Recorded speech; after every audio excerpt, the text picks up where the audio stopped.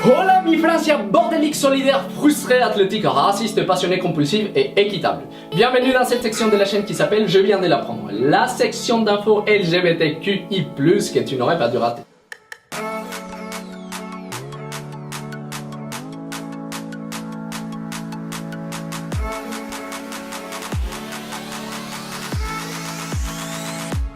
Affaire Benalla et Macron, une affaire gay, on en parle. Bah justement je trouve qu'on en parle plus trop et on dirait que les boom est passé, mais je pense que c'est quand même important, enfin au moins pour nous, de savoir la fin de toute cette histoire. Et oui, on sait très bien qu'avec toute cette affaire des Benalla, bah plus d'une personne aurait voulu voir le président Emmanuel Macron sortir de l'armoire et accepter son homosexualité. Moi perso j'aurais kiffé vous m'aider, mais c'est le président, pourquoi vous l'avez pas fait?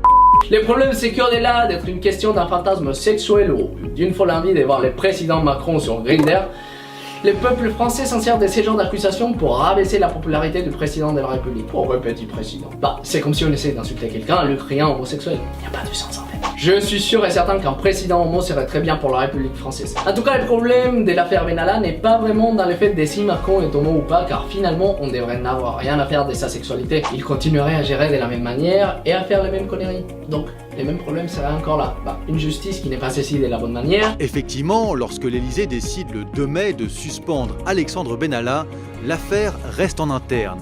La justice n'est pas prévenue. Des réponses plutôt assez faibles sur la vraie problématique et des postes flous dont n'importe qui pourrait apparemment se permettre de faire n'importe quoi. Il est équipé d'un casque de CRS, d'un talkie-walkie et surtout d'un brassard de police. Le port de ce brassard, sans être policier, est illégal. Donc finalement, on s'en fout de votre sexualité, monsieur le président. On voudrait plutôt voir comment vous allez gérer cette histoire, car comme vous l'avez dit dans votre vidéo... Le seul responsable de cette affaire, c'est moi. Et moi seul. Ok, parfait. Alors montrez-nous que vous avez les pantalons pour faire de cette France une France équitable plutôt. Et puis ne vous inquiétez pas, car je crois que la seule chose qui changerait si vous étiez homo, c'est qu'à la place de serrer la main de Brigitte, bah... vous serrerez peut-être une autre chose d'un mec plutôt bien canon. Enfin, tout dépendrait de vos goûts. Puis en attendant que vous vous décidez à nouveau de vous prononcer vis-à-vis de cette histoire, cette semaine malheureusement, une travailleuse sexuelle transgenre, Vanessa Campos, s'est fait tuer au bois de Boulogne dans le 7e arrondissement à Paris. Et pour cette communauté, mes plus sincères condoléances parce que je sais que ce n'est vraiment pas facile. Dans ces cas, il y a plusieurs problèmes qui entourent cette situation. Voyons. La prostitution n'est pas illégale en France, et ça c'est super, mais il y a une contradiction avec cette légalité, avec la loi d'avril de 2016 qui interdit l'achat des services sexuels. Ça veut dire en gros que si on te voit en train de payer pour une relation sexuelle, on peut te sanctionner avec une petite contravention entre 1500, écoutez bien, 1500 et 3500 euros. Un petit peu cher les coins en l'air, hein. Cette loi cherche à réduire au maximum les acheteurs sexuels et finir avec les injustices avec les prostituées. Mais c'est essayer d'éteindre un incendie avec du pétrole. Voyons pourquoi. D'abord parce que comme les gens vont continuer à vouloir payer pour un peu de sexe, bah ils vont trouver des moyens pour le faire en cachette. Ça veut dire que cette activité se transforme en un acte clandestin.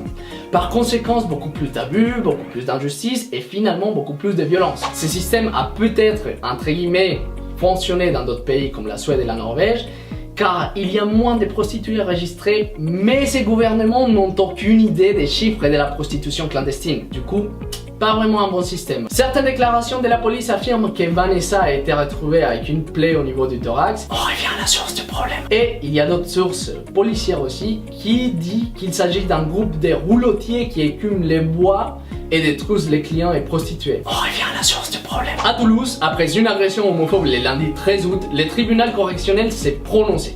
Un individu de 21 ans a été condamné à 12 mois de prison ferme, dont 2 mois avec sursis après avoir agressé une fille de 18 ans qui embrassait sa petite amie. Dingue. Sinon, à Roussy, la première Gay Pride aurait dû se tenir le prochain 26 août dans un village de 7 habitants, mais l'événement autorisé le 15 août a été annulé le lendemain par le maire de la ville. En Allemagne, les gouvernements adoptent un projet de loi sur un 3e genre, un step de plus vers le respect, la tolérance et la reconnaissance des personnes intersexes. C'est mercredi 15 août 2018, le gouvernement allemand a adopté un texte qui légaliserait un 3e genre sur les certificats de naissance. Ça veut dire en gros que pour les personnes concernées, à côté de la mention féminin ou masculin, il pourra être inscrit la mention divers. Ce projet de loi doit encore être approuvé par la Chambre des députés. Et pendant que certains pays comme l'Allemagne avancent dans les droits de la communauté LGBT, nous en France, on a ce genre de personnages. Regardez-moi ça. Et non, ne vous laissez pas tromper par son apparence de petite fille overmaquillée qui pourrait ressembler à une future Brigitte Bardot. Ouais.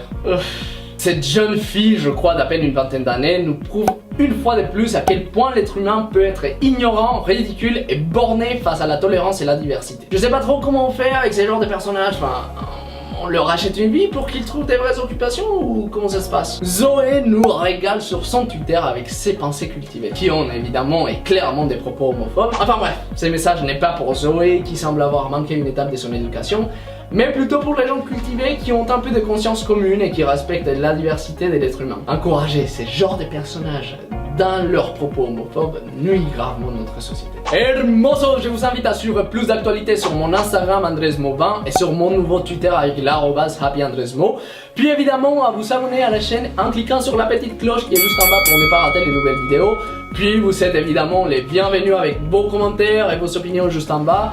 On se retrouve la semaine prochaine, je vous embrasse très fort, n'oubliez pas d'aimer les gens autour de vous et des sourires à la vie. Bisous bisous.